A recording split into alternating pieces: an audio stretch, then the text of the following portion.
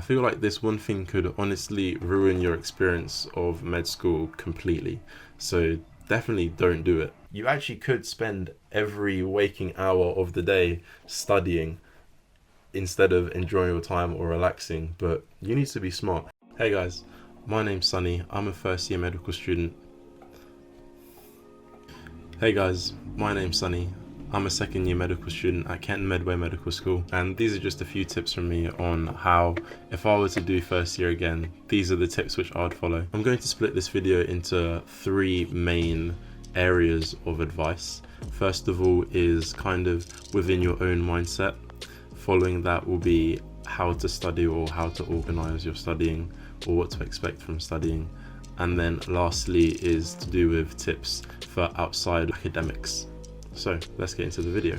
My first and most important advice would be to not compare yourself to others. This is no more true than in medical school. I've seen people compare themselves to other people in the class, and that completely makes their outlook on what they've achieved or what they're doing, and then this negatively impacts their mood and how they perceive themselves as well. And I think this is such a shame because it's completely not necessary. Understanding where you fit in the class or understanding what other people are doing around you and the results that they're getting from what they're doing is good. But looking at other people and being envious or feeling like you should be where they are, or to think that what they're doing or what they're receiving in their test results then makes you feel bad about yourself. At the end of the day, it's only your result that should matter to you, and you should be happy for people doing well, because then you can go talk to them and find out how they're doing well. No one does well at your expense, or at least in my medical school. Everyone can pass, everyone can get the top grade. So I don't think comparison to an extent where it makes you feel bad is worth your time, and I'd definitely advise you to keep that in mind, because a lot of people come to medical school already from a background of being at the top of their class, and suddenly when you come to medical school is difficult, but the people that you find at medical school are just as smart as you, and a few of them will be smarter, and that's okay. You just need to remember that you're here to pass all of your exams and to get into the next year, and so on and so forth.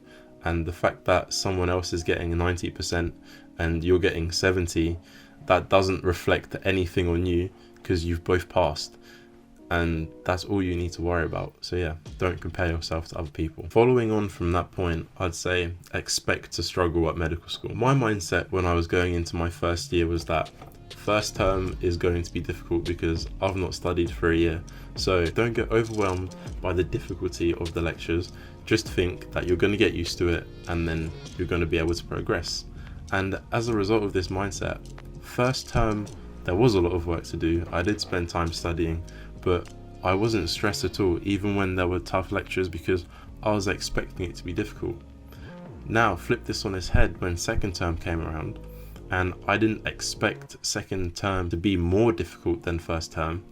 It really threw like a spanner in everything. I was finding lectures really difficult, and I was struggling to keep up, and it had a negative effect on my internal well-being, and I really didn't like that.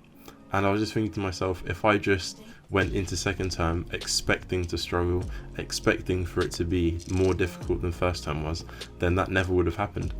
But I didn't know to expect second term to be different, and so I don't want you guys to fall into the same trap.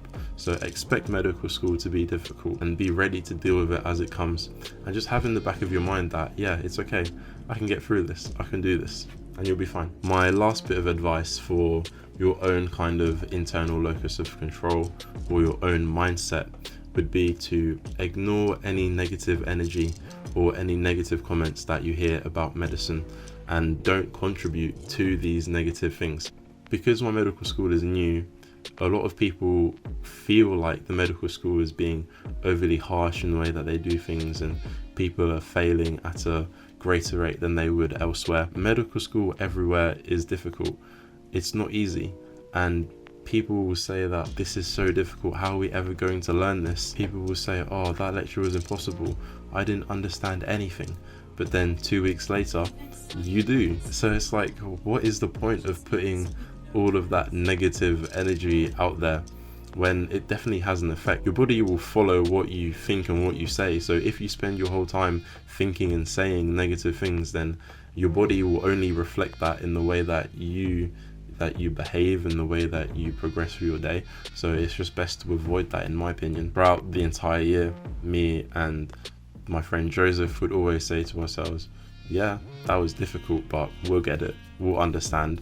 It's just going to take a bit of work, but it's fine, it's not impossible, we're going to get through this. And then we do, and it's like, that's much better of a time than worrying, stressing, thinking, oh, this is so difficult, how are we ever going to do this? I never said that to myself once. Just keep a positive mindset and don't contribute to the negative mindset that other people can hold. Now, moving on to academics.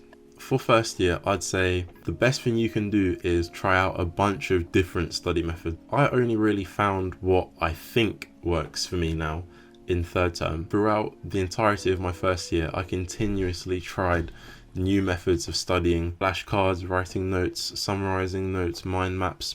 Some of them stuck, some of them didn't. And I'll say every time that I changed my method, I found out something new and something that I'm implementing now. My advice would be to try lots of different things until you find something that works. And then even when you find something that works, try improve it, try something else that works, because all of the methods that I tried, none of them didn't work objectively. All of them helped me pass my grades, but I always felt that there's something I could do better here, something that I could make more efficient. And I think that pursuit of finding something that works optimally and efficiently for you will be different for every individual. So don't copy exactly what everybody's doing. Yeah, try it for sure, because there's definitely some validity to it, or people wouldn't be doing it, and you're surrounded by very smart people, so definitely take what they're saying seriously, but don't expect to get the same results, because at the end of the day, you're not the same people.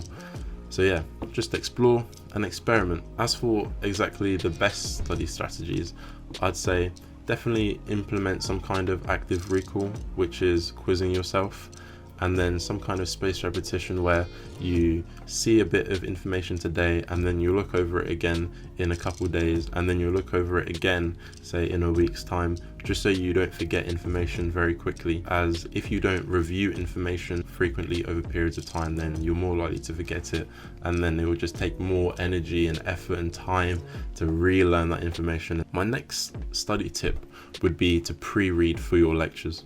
Now, I'll have to admit, throughout first and second term, I didn't pre-read my lectures because I was a bit lazy, to be honest. But now in third term, what I would do is before a lecture, the night of, the morning before, it doesn't really matter, I'd find a video on that lecture, no more than 10 minutes, and just a basic video going over the underlying foundation or theme of whatever the lecture was on about. So for example, one of our lectures was pre-renal diseases of the kidney, and what this is any issues that the body can have before the kidneys, which usually affects the blood or circulation. And so I knew, okay, we're gonna have this lecture tomorrow, let me find a 5 to 10 minute video on this topic, so then it kind of primes my brain ready for when I hear this information, it has the lecture content has something to stick onto. Whereas if I didn't do this, a lot of the information said during the lecture, my head would have been turning like, what does that even mean?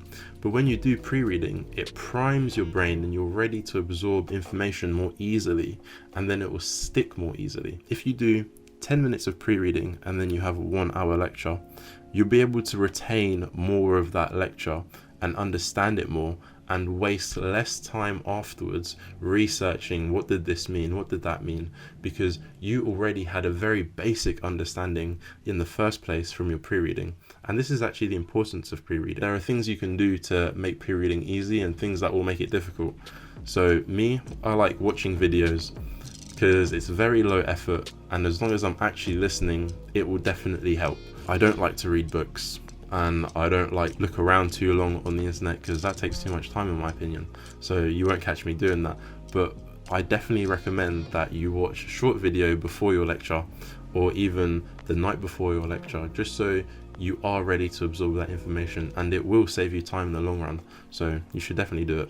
My last study tip is something that I'm not sure if many people do, but me and Joseph definitely started to implement this when we realized how huge and almost endless content in medicine can actually be. An average lecture will be around 40 slides, and theoretically the lecturer wants you to know most things that are on all of those 40 slides.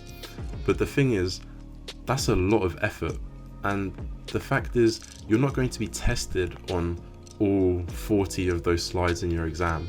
There's probably going to be one question from that one lecture. But that's the thing, you actually don't have to learn everything. In our exams at least, all you need is 55%. 55 to 60% is where the pass mark will be. And because of that, you know that as long as I know about 50% of the content for this module, then I'll be fine. And for that reason, when there's a very nitty-gritty detail in a lecture that just won't go into your head, you should just leave it. Yes, you can't do this throughout the entire lecture for every lecture, but by no means do you actually need to know everything that is taught to you within the term for you to pass the exam. And for that reason, my advice is that you don't need to learn everything. You should tactically pick what to learn and what to choose to leave. And the thing is, you'll get better at this as you go through the year. My general rule of thumb is that if it's a broad topic, then make sure you understand the foundations. So for example, if you're learning about cystic fibrosis, make sure you know what cystic fibrosis is, what the knock-on effects of it are. But then if they're asking you, how can this affect babies and what is the first and second and third line treatment, you probably don't actually need to know the third line treatment. You probably need to know the first line treatment, but the first line treatment isn't as important to know as the actual effect on the babies.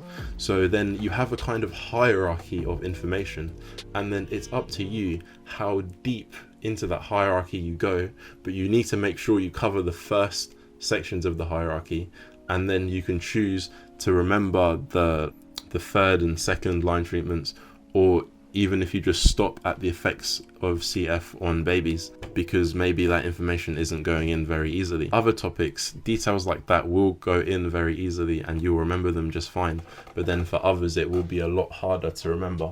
And then you just need to be smart with your time, because you actually could spend every waking hour of the day studying instead of enjoying your time or relaxing, but you need to be smart. You don't want to spend all day studying, nobody does. So pick and choose your battles. That would be my last study tip. My number one tip following on from studying, plan fun things to do. Within first and second term, I was studying pretty well, and I'm a little and often studier, so I find it quite easy to have free time during the day to do something. But then at the same time, there's this principle. It's essentially saying that a job will take the amount of time to do which you allocate it. And so if you say it will take me 20 minutes to tidy my room, it will probably take 20 minutes to tidy your room. But if you say I'm going to tidy my room in 5 minutes, it's probably going to take you 5 minutes to tidy your room. And for that reason, I think it's so important to actually plan fun things to do on a daily basis, on a weekly basis, whatever suits you, but plan fun things to do and then do your work around these fun things. I didn't do this during first and second term, and I just thought to myself, wow, I just don't really have time to do fun things, I guess, because I was not planning them, and then my time was just taken by studying. But then in third term, when I began to plan fun things to do every week or every 4 days, I suddenly found myself doing all of these fun things and also completing all of the work that I had set out to do for the week. If you want to have fun, you can have fun. You just have to plan for your fun in a way. But then your body will be like, okay, we don't actually have that much time to mess about studying, so I'm actually going to have to study properly for this next hour because I've got something else to get to. And I found that really helpful, and I'm going to definitely be doing that a lot more moving forward, because then I get to study and I get to have my breaks away from studying very easily. Definitely plan fun things to do. Another thing that I think is actually really underrated, my second bit of advice would be to join a sports team. One, because it gets you in a world outside of your course. You essentially enter another bubble or another space of people, and it's just really nice to have that disconnect. The value of sports I don't think is said enough. In my first term and a little bit in my second term, I got injured, one my ankle and the second time my knee. When I was injured, I was my saddest because I was annoyed. All I could do was study or not study and go out. But what I really wanted to do was play sports. Just such a great social activity. The amount of friends that I've made through sport in my first year of medical school alone, probably where I've made my best friends. And I just feel like that's not said enough. It's a good distraction away from studying, which everybody needs, and it will help you sleep better. And so yeah, my second bit of advice for outside of academics would definitely be to join a sports team or do some kind of sports regularly. My last bit of advice for outside academics is to not be a stranger to the people in your year, or at least if possible. My medical school is quite small. There's about 120 of us in my year, and for that reason it's actually very easy to kind of socialize with everyone and not be a stranger, because a lot of people have said to me that they can walk into a lecture hall and not know where to sit because where their friends are, there aren't any seats around them. But me, when I walk into the lecture hall, I feel very comfortable and free to sit anywhere because I've spoken to most people in my year group. And it's so useful because now when you see them out, you can say hello, they can give you recommendations for things, you can share resources, you can study with them. There are only pluses, and even if you don't want to do all those things with everyone in your year, all you need to do is say hi, introduce yourself. I don't think it's particularly enjoyable feeling uncomfortable around other people who you're going to be spending the next potential 5 years with. So I wouldn't even put yourself in that position to begin with. Just be friendly. You don't have to overly invest in everyone's well-being, but yeah, just don't be a stranger.